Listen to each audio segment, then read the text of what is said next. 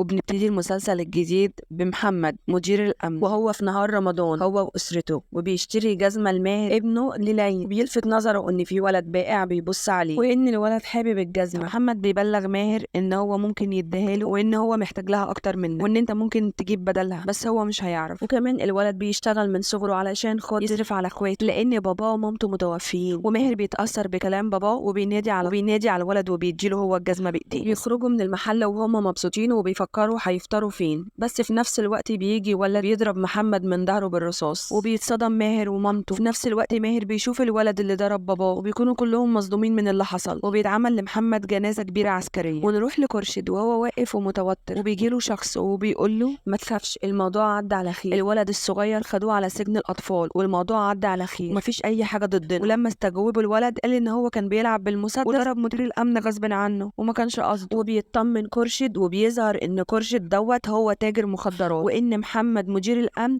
كان مضايقه جامد في شغله وما كانش عايز يتفاهم معاه، فاضطر إن هو يخلص منه عشان خاطر يعرف يشوف شغله. خورشيد بيسمع صوت المولود وهو بيعيط وبيعرف إن مراته ولدت وبيطلع يجري عليها، بس أول ما بيطلع بيلاقيها ماتت وكانت الولادة صعبة جدا فأدت للوفاة، وبيكون حزين عليها جامد. بس بيفوق على صوت أمه وهي بتقول له الذنب ده ذنب الشخص اللي انت لسه قاتله، ما تفكرش ان الموضوع هيعدي على خير وان اي حد بيعمل حاجة وحشة بتترد له، وبنتك اللي اتولدت النهارده دي هي اللي هتفضل شايلة ذنب كل افعالك اللي انت بتعملها، وانا هاخد البنت وهربيها وانت من هنا ورايح لا انت ابني ولا انا عايزه اعرفك. بس خورشيد بيحاول يدافع عن نفسه وبيقول لها هو اللي اضطرني ان انا اقتله، انا ما كنتش عايزه اقتله ولا حاجه، هو رفض ان هو يتعاون معايا ووقف لي شغلي ووقف لي حالي ووقف لي الدنيا كلها، فانا ما كنتش عايزه اقتله بس هو اللي اضطرني ان انا اعمل كده. بس امه بتزعق له بتقول له هو كان بيلومك على شغلك الوحش اللي انت كنت بتعمله، وانت يا خورشيد عار على عائلتنا، وان انا مش عايزه اشوف وشك تاني، وانا هاخد البنت واربيها زي ما امها وصتني وهسميها جان زي ما هي كانت نفسها ان هي تسميها، وانا همشي وهاخد جان وانا عارفه ومتاكده ان هي لما هتكبر هتشيل تمن اخطائك كلها. وبيعدي 21 سنه وبتكبر جان وبتكون بتحلم وان هي ماسكه قمر ونجمه في ايديها وبينزلوا دم، وبتقوم من النوم وهي مرعوبه وبتكون جدتها جنبها وبتقول لجدتها ان انا كنت بحلم حلم وحش قوي يا تيتا. بس الغريب ان جدتها بتكون عارفه الحلم اللي هي حلمته وبتقول لها انا عارفه ده قدرك وانت اللي هتدفعي ثمن اخطاء ابوك اللي عملها في الماضي. مستغربه وبتقول لها هو بابا عمل ايه في الماضي وانا هدفع ثمن؟ بس الجده بتقول لها ده مش وقته ان انا احكي لك على اللي عمله ابوكي، انت دلوقتي كملتي ال 21 سنه ولازم تروحي الكهف الاسطوري وتتودي من الميه بتاعته وتدعي من ربنا انه ما يخليكيش تدفعي ثمن اخطاء ابوك علشان خاطر الدعاء بيغير القدر. وخدي البندقية معاكي عشان ممكن تحتاجيها هنا، انت عارفة ان الكهف في مكان في الغابة وممكن تقابلك اي حاجة. وجان ما بتكونش عايزة تروح بس جدتها بتصر عليها ان هي تروح وبتقول لها لازم تروحي الكهف علشان خاطر تغيري قدرك بايديكي. ونروح لماهر وهو راكب العربية هو ومامته جنبه، وبيكونوا في طريقهم لاسطنبول بعد ما تم نقل ماهر للمقر الجديد للشرطة. وبيكون ماهر لسه ما تجاوزش اللي حصل لابوه، وبيكون عارف ان السبب في موت ابوه هو خورشيد هو السبب، وان موت ابوه ما كانش قضاء وقدر، وان بيكون سبب نقل اسطنبول ان هو يكون قريب من خورشيد ويعرف يوقعه ويقبض عليه وينتقم منه. اما ام ماهر بتكون فقدت عقلها وما بتكونش مستوعبه ان محمد مات، وبتتعامل على اساس ان هو عايش، وبتفضل تتكلم مع ماهر وبتقول له احنا دلوقتي هنقابل بابا، دلوقتي هنروح لبابا، بتفضل تتكلم معاه كده وبتفضل تحكي عنه. بس ده بيصير غضب ماهر وبينفعل عليها وهي ما بتستحملش وبتعيط، وهي بتصعب عليه وبيضطر يديها المهدئات بتاعتها وبتنام. وفي الطريق بيشوف بنت وبيكون مستغرب ايه البنت دي وايه اللي جابها هنا وهي ليه موجوده في طريق مهجور زي ده، فبيركن عربيته على جنب وبيراقبها، فبيشوفها وهي بتربط الحصان بتاعها على جنب وبتدخل الكهف وبتقلع هدومها وبتتوضى وبتفضل تقول في ادعيه وبتنزل البحيره، وبيكون مستغرب من اللي هي بتعمله وبيقرب منها وهو بيقول لها انت مين؟ انت انس ولا جن؟ وايه اللي جابك هنا؟ حد يجي في مكان زي دوت؟ بس لما بيقرب منها قوي بينبهر قوي بجمالها وبيشوفها ان هي جميله جدا. بس جان بتخاف منه وبتنفعل عليه وبتقول له انت مجنون، انت ايه اللي جابك هنا وايه اللي جابك في الوقت ده؟ تجري وبتروح تلبس الجاكيت وبتقول له، وهي رافعه عليه البندقيه وبتقول له انت لو قربت مني خطوه واحده بس انا هموتك، اياك تقرب مني. بس هو بيكون قلبه جامد وبيقول لها اضربي كده، وجان مش بتتني له كلمه وبتضربه فعلا بالبندقيه في دراعه وبتخاف وبتجري، وهو بيكون متفاجئ دي مجنونه دي ولا ايه دي ضربت بصحيح، وبيحاول يجري وراها بس مش بيلاقيها، وبيلاقي ان الحصان مش في مكانه، فبيعرف ان هي خدته وهربت، وكمان امه مش في العربيه وبيخاف عليها وبيفضل ينادي عليها ويدور عليها في كل مكان بس مش بيلاقيها. بس في الوقت ده بتكون جان هربت منه وما بتكونش لقت الحصان بتاعها، وبتعرف ان الحصان فك نفسه وهرب، وهي بتجري بتقابل والاتنين بيتخضوا لما بيقابلوا بعض. بس جان بتقول لها انت ايه اللي جابك هنا وفي مكان زي ده؟ ام ماهر بترد عليها وبتقول لها انا جيت هنا كنت بدور على محمد محمد مش لاقياه، وهو كان مستنيني وقال لي ان انا هستنيك هنا بس انا مش لاقياه. وبتكمل كلامها وهي بتبص لها ومنبهره بجمالها وبتقول لها بس انت جميله قوي، هو انت حوريه؟ قالت لها لا انا مش حوريه. ام ماهر قالت لها بس انت جميله قوي، وطلبت منها ان هي توصلها على اول الطريق عشان خاطر تقابل محمد، عشان اكيد هو مستنيها وعمال يدور عليها ومش لاقيها. وبتصعب عليها جان وبتقول لها خلاص انا هفضل معاكي لحد ما تلاقي جوزك، وبتوصلها للمكان اللي هي قالت لها عليه. بس بتتفاجئ ان المكان ده هو المدافن، بتتفاجئ ان الشخص اللي هي طول الطريق عماله بتحكي عليه هو شخص ميت شهيد. وبتكون مستغربه قد ايه الحب والوفاء اللي ما بينهم، لدرجه ان هي ما تقدرش تمسك دموعها. ومامة ماهر بتشوفها وهي بتعيط وبتسالها بتقول لها يا حبيبتي انتي بتعيطي ليه؟ بس جان بتغير الموضوع وبتقول لها انا بس افتكرت ماما عشان ماما متوفيه من وانا صغيره. ومامة ماهر بتقول لها يا حبيبتي اعتبريني انا ماما ومحمد هو باباكي. حضنوا بقى. ونروح لماهر بعد ما دور على مامته في كل مكان وما لقاهاش، وقابل رشاد. ورشاد دوت بيكون صديق باباه وبيعزه جدا، ورشاد بيقف معاه وبيطمنه وبيقول له ما تقلقش، انا بعت ناس كتير تدور على مامتك وان شاء الله هنلاقوها قريب فما تقلقش عليه. وماهر وهو واقف معاه بيجي له مكالمه تليفون، ورشاد بيقول له المكالمه دي من مامتك؟ قال له لا دي مش ماما، جدي. ورشاد بيستغرب بيقول له بعد السنين دي كلها جدك بيسأل على غريبة يعني؟ قال له لا مش غريبة ولا حاجة، انا عمي مات وانا اصبحت الحفيد الوحيد للعيلة، فبيتصل بيا وعايزني اروح له، وانا هبقى اروح له بعدين مش دلوقتي. ونروح لبيت جد ماهر، وبتكون مرات عمه منهارة جدا على فقدانها لابنها وان ابنها مات. وبتجيلها جدة ماهر وهي بتهدي فيها وبتقول لها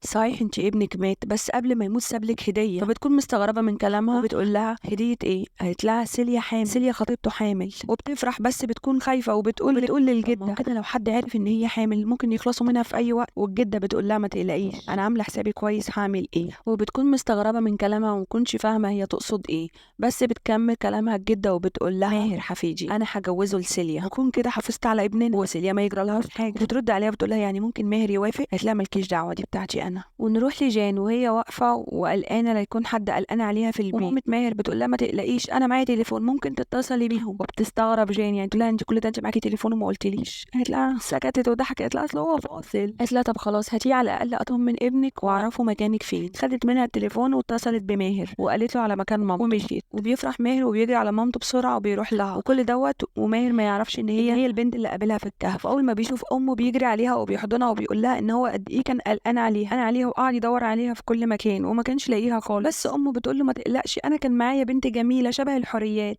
كانت معايا وفضلت واقفه جنبي لحد ما اتصلت بيك وجابتني لحد هنا. بيكون عايز يعرف مين هي البنت وبتقول له البنت دي كانت في الغابه وكانت بتدور على الحصان بتاعها بس مش لاقياه. فبيعرف ان هي البنت اللي كانت في الكهف وهي اللي ساعدت امه وبيفرح وبيحاول يعرف مين هي. بس مامته بتقول له انا ما اعرفش هي مين وما اعرفش حتى اسمها. وماهر بعد ما بيطمن على مامته ورشاد بياخده وبيوديه المستشفى عشان يطمن على ايديه. وماهر بيطلب من رشاد وبيقول له انا عايز اعرف مين البنت دي وعايز اعرف مكانها وعايز اعرف اسمها ايه. ورشاد بيقول له مش لازم تبلغ عنها يعني هي اكيد لما خافت راحت ضرباه. قال له لا انا مش عايز ابلغ عنها انا عايز اتجوزها. ورشاد بيبص له باستغراب كده تتجوزها؟ قال له هتجوزها. وجان لما بتوصل البيت بتكلمها ساره وساره دي بتكون خادمه في البيت وفي نفس الوقت هي صاحبتها قوي. بتحكي لها على كل اللي مرت بيه في الكهف وان هي ضربت واحد وجريت وسابته وبتخاف ساره لا يكون مات. بس هي قالت لها لا هو ما ماتش هو طالع يجري ورايا فاكيد ما ماتش. فساره بتقول لها يمكن ده الحلم اللي انت حلمتيه وده تفسيره. قالت لها تفسيره ازاي يعني؟ قالت لها يمكن القمر هو ده الشخص اللي انت هتتجوزيه راجل شغال في الدوله وصاحب سلطه وقمره عالي فاكيد ممكن ده اللي انت هتتجوزيه وده تفسير الحلم. وجان بترد عليها وبتقول لها ده شغال في الدوله ده شكله ضايع ومش لاقي له مأوى. شغال في الدوله ايه ده شكله مجنون ده طلع لي شبه الحراميه وقطاعين الطرق. وساره بتقول لها طب ايه رايك لما انا وانتي نروح عند النهر ونحط الشمعة ونشوف مين اللي هيقطع نصيب الشمعة هو اللي هيكون من نصيبنا. دي عادة كانوا بيعملوها أجداد عشان يستعجلوا النصيب في الجواز. وجان ما بتكونش مرحبة بالفكرة بس بتتحايل عليها سارة فبتضطر تروح. وبيسرقوا عربية أبوها من غير ما يعرف وبيروح. وفي نفس الوقت ده بيكون ماهر هناك بيعيد ذكرياته هو وباباه وبيفتكر الوقت اللي هو كان بيقضيه معاه وان هو كان بيقضي معاه وقت جميل وهو اللي معلمه الصيد. مره وهو صغير كانوا بيصطادوا سمكه وطلعت حامل وبابا قال له ارميها في الميه علشان تتكاثر والناس الغلابه تاكل منها. وبيتاثر خالص ماهر لما بيفتكر باباه وبيلوم الشخص اللي قتله وبيقول ازاي قدرتوا ان انتوا تقتلوا شخص قلبه طيب قوي زي بابا. وبيمشي وهو متاثر وبيشوف طبق جواه شمعه وماشيه في النهر وبيكون مستغرب قوي الطبق اللي ماشي في النهر ده وفيه شمعه وبياخده وبينفخ الشمعة، وبتكون جان ماشية هي وسارة بيراقبوا الطبق وخط سير وصل لحد فين. والكلام ده بعد ما سارة حطت الطبق بتاعها هي وجان ولقت ان الشمعة بتاعتها طفت، وعرفت سارة ان النصيب بتاعها لسه ما جاش. اما شمعة جان فضلت مستمرة في السير بتاعتها وهي مولعة. ولما بيوصلوا بيشوفوا ان ماهر هو اللي ماسك الطبق في ايديه، بتنفعل عليه وبتزعق له وبتقول له انت ازاي تقطع طريق الشمعة وكمان خدتها ونفختها، انت ازاي تعمل كده، انت مجنون. بس بيفرح ماهر اول ما بيشوفها وبيعرف ان هي البنت اللي كانت في الكهف، وبيعرف ان الشمعة دي بتكون طقوس علشان خاطر النصيب والجواز. فقال لها انت زعلانه ليه؟ مش يمكن انا اكون انا نصيبك وانا اللي هتجوزك، وانا بوعدك ان انا هتجوزك. بس هي مش بيعجبها كلامه وبتتنرفز عليه وبتقول له شايف القمر اللي هناك ده؟ اللي فوق ده، انا نصيبي زي القمر اللي فوق ده، اما انت بالنسبه لي مجرد حجره في الارض. وماهر بيضحك على كلامها، بس هي بتكمل عليه نرفزه وبتقول له هات بقى الخاتم اللي في ايديك ده. ما بيكونش شايف الخاتم، بس بتقول له ايوه الخاتم اللي جوه الشمعه ده هاته. فبيقول لها لو انت عايزه تاخدي الخاتم تعالي خديه، بس هي بتكون خايفه ان هي تجيله. فبيقول لها مالك خايفه ليه؟ مش كنت دلوقتي عامله لي فيها 7 رجاله في بعض؟ قالت له انا مش خايفه منك. قال لها خلاص تعالي.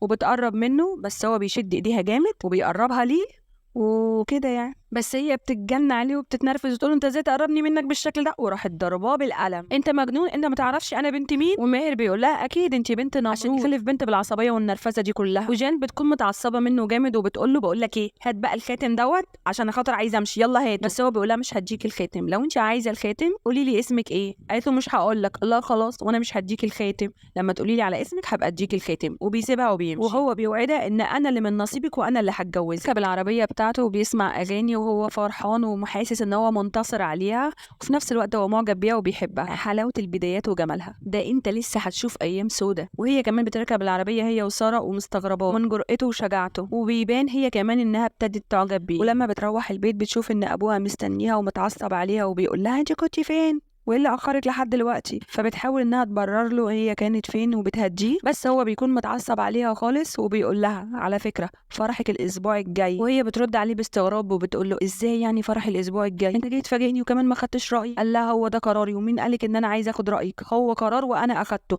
فرحك الاسبوع الجاي وخلاص. فجان بتقول له لا بس انا مش موافقه، انا مش موافقه على الجواز بالشكل ده. خورشيد قال لها بس انا ما باخدش راي حد، وروحي دلوقتي جهزي نفسك للفرح والحنه ويلا امشي من قدامي. وخورشيد بيكلمها بعنف وبطريقه مخيفه، فبتخاف منه وبتمشي من قدامه، وبتكون معيطه وبتشكي لجدتها على اللي عملوا فيها باباها واللي ازاي ان هو عايز يجوزها لواحد هي ما تعرفوش. بس جدتها بتطمنها وبتقول لها ما تخافيش انا واقفه معاكي وهروح اتكلم معاه. ودي بتكون اول مره ام خورشيد بتروح تتكلم معاه، وبتكلمه وبتصحيه من النوم وهي بتقول له اللي انت بتعمله ده ظلم لبنتك، انت عايز تجوزها لواحد هي ما تعرفوش، وواحد اصلا انت عارف كويس ان هو انسان مش كويس وشغال في القرف اللي انت بتشتغل فيه. بس خورشيد ما بيكونش همه الكلام ده كله، وبيكون فرحان ان امه اتكلمت معاه لاول مره من 21 سنه، وبيحاول ياخدها في حضنه ويراضيها، بس هي ما بتكونش عايزه تتكلم معاه. حالفه يمين ان هي لسانها ما يخاطب لسانه، بس هي المره دي بس كلمته عشان خاطر بنته مش اكتر ولا اقل. وبيحاول خورشيد ان هو يهدي فيها، بس هي ما بتكونش مقتنعه بكلامه وبتقول له لازم تخلي الولد دوت يبعد عن جان وما يتجوزهاش. بس هو بيقول لها مش هينفع، انا عليا فلوس كتير والبضاعه كلها متخزنه في المخازن، ولو الشرطه عرفت في اي وقت ان البضاعه كلها عندي احنا كلنا هنروح في 60 داهيه، ومفيش غير سليم الوحيد هو اللي هيقدر يطلعنا من المشكله اللي احنا فيها، وهيقدر يسد ديوننا وهيقدر يطلع البضاعه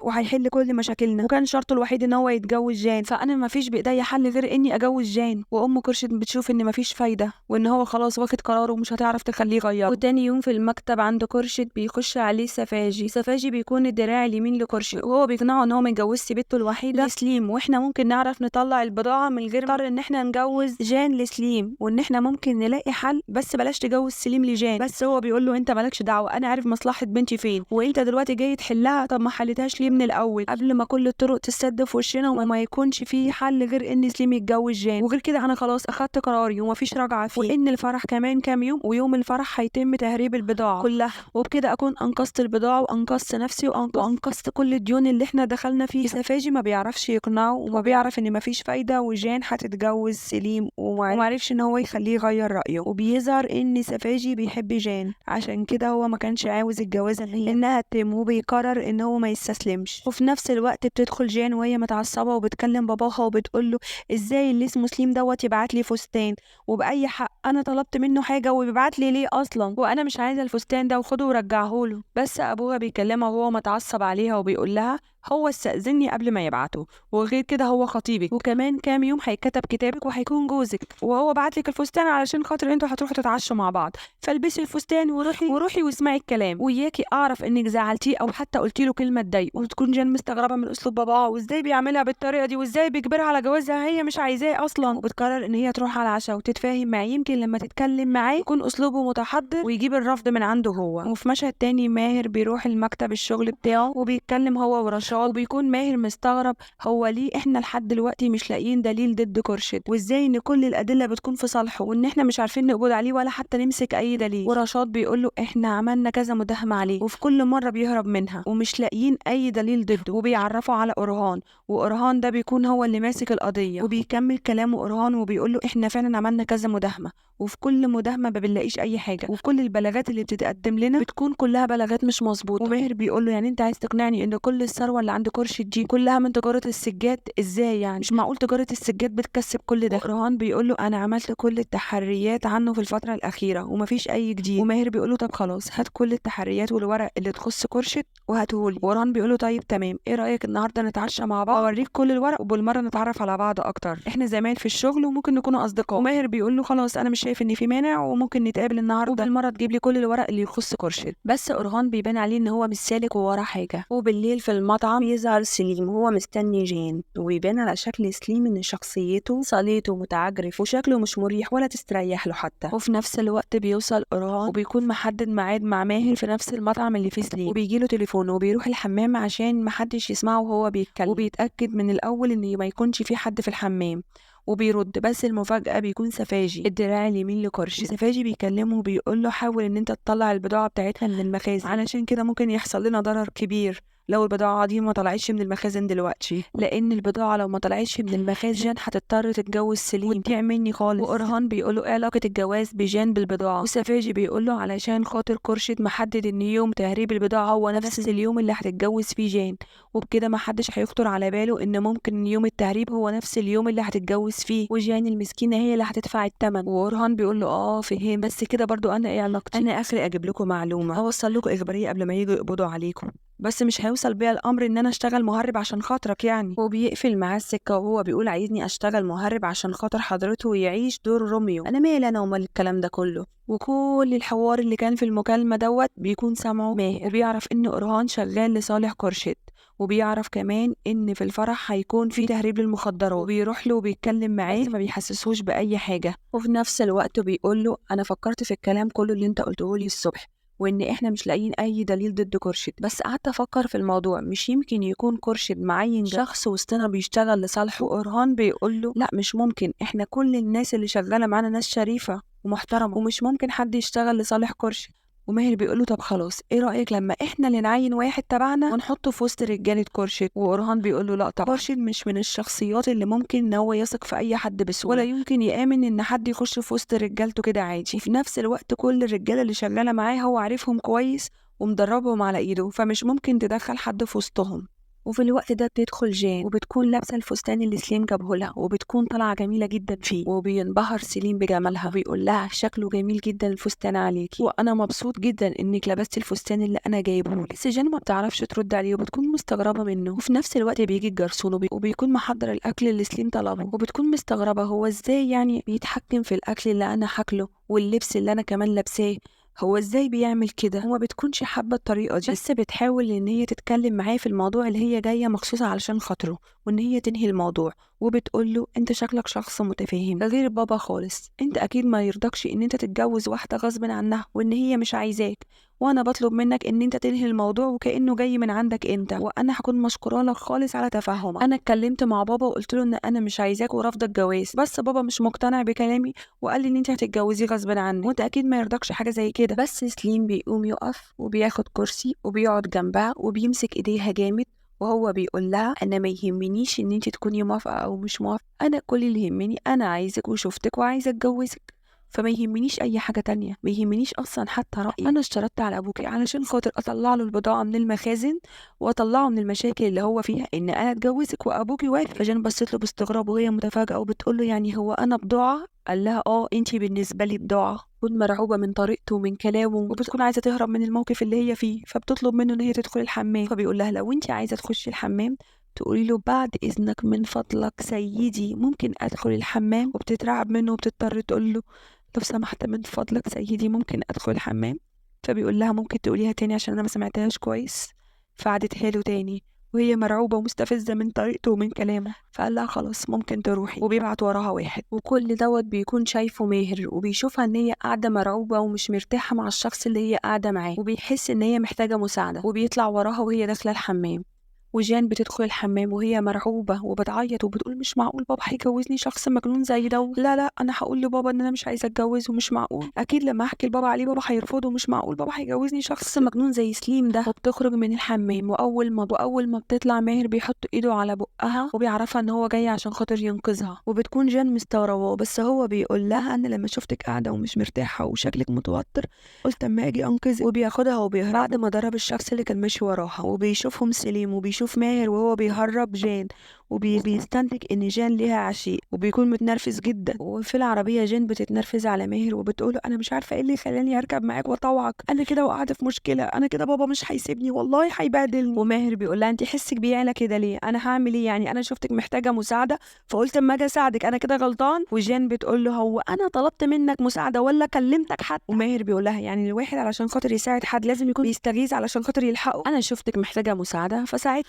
وجان بتقول له اصلا كل اللي بيحصل لي ده كله من تحت راسي، من يوم ما شفتك وانا كل يوم في مصيبه شكل، انت بتراقبني ولا مره تطلع لي في الكهف ومره اشوفك في النهر وختمتها النهارده بالعشاء، ده غير كده عطلت طريق الشمع واخدت الخاتم غصب عني وقربت مني بطريقه مستفزه، انت عايز مني ايه؟ اقول لك على حاجه، نزلني قبل ما اقع في مصيبه تانية، اكيد بابا دلوقتي لما يعرف انت هربتني اكيد مش هيعدي الموضوع على خير، واحتمال كبير ان هو يعمل معايا مشكله كبيره، نزلني بقول لك نزلني. وماهر بيتنرفز منها ومن عصبيتها وبيقول لها بصي بقول لك ايه، عايز انزلي ما تعصبينيش، انا غلطان اصلا، انا غلطان لما شفتك في الكهف وفكرتك حوريه ومحتاجه مساعده فقلت اجي اساعد، انا فعلا غلطان، انزلي يلا. وجان بيبان عليها ان هي معجبه بكلامه وفي نفس الوقت بتقول له انت هتنزلني في السكه الضلمه دي السكه مقطوعه وما فيش حد خالص. وماهر بيقول لها ايوه هتنزلي، مش انت اللي عماله بتزعقي وبتكلميني كلام جامد، يلا انزلي يلا. وجان بتقول له ايوه هنزل، وانت عامل شبه الدب القطبي كده. تنزل جان واول ما بتنزل بتخاف لان الدنيا بتكون ضلمه وما بيكونش في حد وبتبقى مرعوب، بس ماهر قلبه مش بيطوع وبيرجع لها تاني. بس في الاول ما بتكونش عايزه تركب معاه، بس لما بتعرف ان هو ممكن يمشي فبتضطر تركب معاه لان ما يكونش عندها وسيله تانية. وبيوصلها بس هي بتديله عنوان غلط وبيمسك ايديها وبيكتب لها رقم تليفونه وبيقول لها اتصلي بيا في اي وقت انت حسيتي فيه انك غرقانه انا هاجي وهنقذك. وقبل ما بتنزل بتعرفه ان هي هتتجوز سليم وان باباها غصبها عليه. بيزعل ماهر لما بيعرف ان هي هتتجوز وكان هو بيتمنى ان هو اللي يتجوزها. وبتنزل وبتخش البيت اللي هي وصفته له، بس اول ما بيبعد تمشي بسرعه وتروح على بيتها. وبيكون ابوها مستنيها هو وسليم، وطبعا بعد ما سليم قال له ان بنتك هربت مع واحد وشكله ان هو عاشقها وابوها بيتجن عليها وبيضربها، فبتحاول ان هي تبرر له وتفهمه اللي حصل، بس باباها ما بيديهاش فرصه وبيزعق لها جامد وبيقول لها ان فرحك كمان 3 ايام والموضوع بالنسبه لي منتهي. وهي بتقول له لا يا بابا انا مش عايزه اتجوز الشخص ده. قال لها هتتجوزيه غصب عنك وانا مش هعيد كلامي تاني. وكل ده بيكون سليم واقف وفرحان ومبسوط قوي ان هو مرفوض وعادي بالنسبه له، وشايف قد ايه ان جان مش عايزاه ورافضاه، بس هو بالنسبه له مش فارق مع الموضوع وان اللي في دماغه هو اللي هيمشي وخلاص. وجان بتطلع اوضتها وبتكون معيطه ومنهاره ومش عارفه تعمل ايه، وبتشوف نمره ماهر على ايديها وبتكون عارفه ومتاكده ان هو مش هيعرف يقف في وش ابوه وان القرار اللي ابوها اخده هو اللي هيتنفذ، وبتستسلم للامر الواقع. وماهر بيروح لرشاد وبيبلغه ان اورهان شغال لصالح قرشد وان هو سمعه وهو بيكلمه. ورشاد بيكون متفاجئ ان ازاي ان اورهان شغال لصالح قرشد، بس ماهر بيقول له انا سمعت الكلام ده بودني وكمان عرفت ان يوم الفرح هيكون في تهريب شحنه كبيره من المخدرات، هو اختار يوم الفرح هو نفس يوم التهريب علشان خاطر ما حدش يشك في حاجه وان مش معقول هيجوز بنته الوحيده ويهرب مخدرات في نفس اليوم. وماهر بيقترح على رشاد ان هم يحضروا الفرح وان هم يكونوا متواجدين في الفرح ويراقبوا كل التحركات اللي ممكن تحصل، بس رشاد بيقول له انت عندك استعداد تواجه الشخص اللي قتل ابوه؟ ماهر بيقوله انا قعدت 21 سنة مستنظر اليوم. وفي يوم الفرح ماهر بيجهز نفسه كأنه هو العريس، نفس الوقت هو ما يعرفش ان جان هي بنت كوارش. ونروح لسفاجي وهو منهار ومش عارف يسيطر على نفسه من كتر العياط والزعل ان جان هتتجوز. اما جان بتكون زعلانة وبتتمنى اي حاجة تحصل والفرح ما يتمش وما تتجوزش اللي اسمه سليم ده. وخالتها بتبص من الشباك وهي بتنادي على جان وسارة بتقول لهم ايه ده المفتش العام جه وحضر الفرح، معقولة؟ وجان بتطلع هي وسارة بيبصوا من الشباك وبتتفاجئ ان هو ماهر، وبتكون مستغربة ازاي جه هنا وهو معقول مفتش عام؟ يعني الحلم اللي حلمته كان تفسيره صح ان هي ممكن تتجوز شخص شغال في منصب عالي في الدولة. افتكرت لما كانت راكبة في العربية معاه وبتقول له هو انت بتطلع لي في كل مكان كده ليه؟ هو رد عليها وقال لها عشان خاطر انا هتجوزك وانا بوعدك بكده. وبتكون فرحان. في نفس الوقت بيبان ان ماهر شاف حد وما بيبانش هو مين، وبيخلص الجزء على كده. ولو عجبك المسلسل وعايزنا نلخص لك بقية الأجزاء يا ريت تكتب لنا في الكومنتات، وما تنساش بقى الاشتراك وتفعيل الجرس عشان يوصلك مننا كل جديد. باي باي.